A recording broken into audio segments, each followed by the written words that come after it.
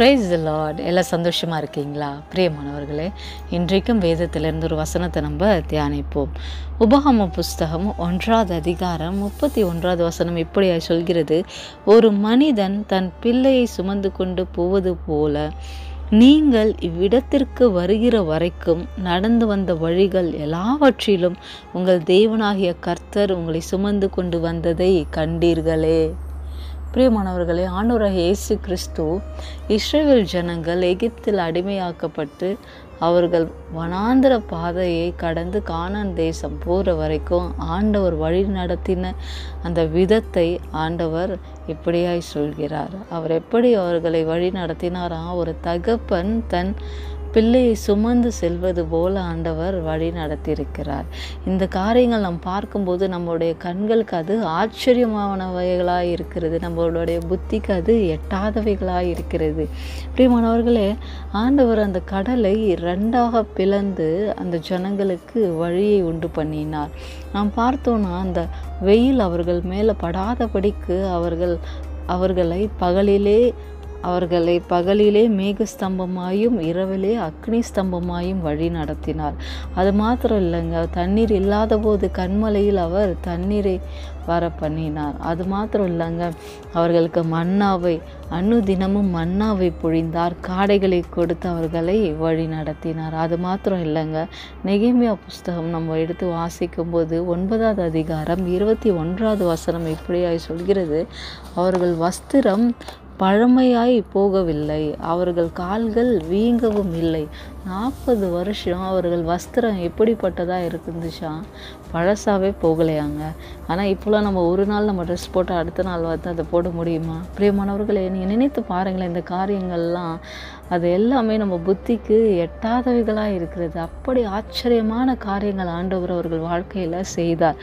அன்றைக்கு செய்த தேவன் இன்றைக்கு செய்வாரா செய்ய மாட்டாரா? செய்வார் இல்லையா? ஏன்னா அவர் நேற்றும் இன்றும் என்றும் மாறாத தேவன்க. நம்ம செய்ய வேண்டியது என்ன அப்படின்னா, அவரை விசுவாசிக்கணும். ஆண்டவர் செய்வார். எப்பேற்பட்ட மலை போல் உங்களுக்கு துன்பமாக இருந்தாலும் அதை பற்றி நீங்கள் கவலைப்படாதீங்க. ஆண்டவர் இன்றைக்கு அதிலிருந்து ஒரு விடுதலை உங்களுக்கு தரப்போகிறார். எந்த காரியம் உங்களுக்கு முன்பாக பெரிய பர்வதம் போல் இருக்குது, ஐயோ நான் எத்தனையோ வருஷம் போராடிட்டேன் ஆண்டவரே, இந்த காரியம் மட்டும் என்னுடைய இந்த தடை மட்டும் நீங்கள் உடைச்சிட்டிங்கன்னா எனக்கு போதும் என் வாழ்க்கையில் அப்படின்னு சொல்லி ஏதோ ஒரு காரியம் நீங்கள் வைத்திருக்கிறீங்களா? பிரியமானவர்களை, இன்றைக்கு நம்ம ஆண்டவர் சமூகத்தில் ஜெபிக்கும்போது ஆண்டவர் உங்கள் தடைகள் எல்லாம் உடைத்து போட போகிறார். எந்தெந்த காரியங்கள் உங்கள் முன்னேற்றத்துக்கு தடையாக இருக்கிறதோ எல்லா தடை கற்களையும் இயேசுவின் நாமத்தினாலே இன்று அகற்றி போட போகிறார். நீங்கள் ஒன்று செய்யாத ஆண்டவர் தோளில் நீங்கள் படுத்து கொண்டு நடக்கிற காரியத்தை நீங்கள் பார்க்க போகிறீர்கள். ஆம் பிரியமானவர்களே, எப்பேற்பட்ட கொலை நோய் வந்தாலும் என்ன காரியங்கள் உங்களுக்கு விரோதமாய் வந்தாலும் ஆண்டவர் உங்களை சுமந்து செல்கிற தேவனாய் இருக்கிறார். அதை மாத்திரம் நீங்கள் மறந்துடாதீங்க. நீங்கள் யாரோடைய தோளில் நீங்கள் இருக்கிறீங்க? ஆண்டவர் இயேசு கிறிஸ்துவின் தோள்களில் நீங்கள் இருக்கிறீங்க. அப்போ உங்களுக்கு பயம் என்பது இருக்கணுமா? பயம் இருக்கவே கூடாதுங்க.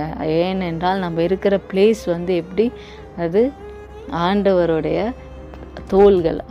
தோள்களில் இருக்கும்போது நமக்கு பயம் இருக்கக்கூடாது. ஆண்டவர் செய்வார் என்ற நம்பிக்கையோடு கூட நம்ம இருப்போம். ஏன்னா ஒரு பிள்ளை வந்து தன்னுடைய தகப்பனுடைய தோளில் இருக்கும்போது அந்த பிள்ளை எது குறிச்சியும் கவலைப்படாது. ஏன்னா நம்ம இருக்கிறது நம்ம அப்பாவுடைய தோளில் இருக்கோம், யாரும் நம்மளை எதுவும் செய்ய முடியாது அப்படின்ற ஒரு தைரியம் அந்த சிறு பிள்ளைக்கு இருக்கும்போது நமக்கு ஆண்டவர் அப்பேற்பட்ட தோள்களை கொடுக்கும்போது நம்ம பயப்படணுமா? பிரியமானவர்களை, நீங்கள் எந்த காரியத்தை குறித்து பயப்படாதீங்க. ஆண்டவர் உங்களை தோளில் சுமந்து கொண்டு உங்களுக்கு இருக்கிற எல்லா எதிர்மறையான சூழ்ச்சிகள் எல்லாவற்றிலும் இருந்து அவர் உங்களை தப்புவித்து உங்களை வழி நடத்தி கொண்டு செல்வார். விசுவாசிங்க. ஒரு சின்ன ஜெபம் பண்ணுவோம். அன்பின் ஆண்டவரே, தகப்பனே, இன்றைக்கும் இந்த யூடியூப் சேனல் மூலமாய் இணைந்து ஜெபிக்கிற ஒவ்வொரு பிள்ளைகளையும் ஆசீர்வதிங்க அப்பா. ஆண்டவரே அப்பா, அவர்கள் தற்செயலாக இதை பார்க்கல ஆண்டவரே, நீர் அவர்களுக்கு இந்த வார்த்தைகளை கொடுத்திருக்கிறீர் அப்பா. நிச்சயமாகவே அவர்கள் எந்த காரியம் பெரிய பர்வதம் போல் இருக்கிறதோ எந்த காரியம் அவர்கள் முன்னேற்றத்திற்கு தடையாய் இருக்கிறதோ இப்பொழுதே ஆண்டவரை நாங்கள் ஜெபிக்கிற வேளையில் ஒரு விடுதலை நீர் அவர்களுக்கு தரும்படியாய் நாங்கள் ஜெபிக்கிறோம் அப்பா. ஆண்டவரே, எங்களுடைய நீதியின்படி அல்ல அப்பா, ஆண்டவரே உம்முடைய மிகுந்த இரக்கத்தின்படியே நாங்கள் அப்பா ஆண்டவரே அப்பா உம்முடைய சமூகத்தில் கேட்கிறோம் ராஜா. தேவனே, இப்பொழுதே ஆண்டவரை மனதுருக்கத்தின் தேவனீர் இறங்கி அப்பா ஒருவேளை எங்கள் ஏதாவது குறைகள் இருந்தால் எங்கள் குறைகள், குற்றங்கள், பாவங்கள் எல்லாவற்றையும் மன்னித்து அப்பா எங்களுக்கு விரோதமாக இருக்கிற எல்லா சூழ்ச்சிகள், தந்திரங்கள், தடை கற்கள் எல்லாம் இயேசுவின் நாமத்தினாலே நீ உடை தெரியும்படியாய் ஜெபிக்கிறோம் அப்பா. ஆண்டவரே அப்பா, நீர் ஆண்டவரே உண்மையாய் ஜெபித்த ஒவ்வொரு பிள்ளைகளையும் ஆசீர்வதிங்க அப்பா. அவர்கள் வாழ்க்கையில் அப்பா அடுத்த லெவலுக்கு முன்னேறி செல்ல கிருபை பாராட்டுங்க ஆண்டவரே. உம்முடைய கரத்தில் அர்ப்பணித்து ஜெபிக்கிறோம் ஆண்டவரே.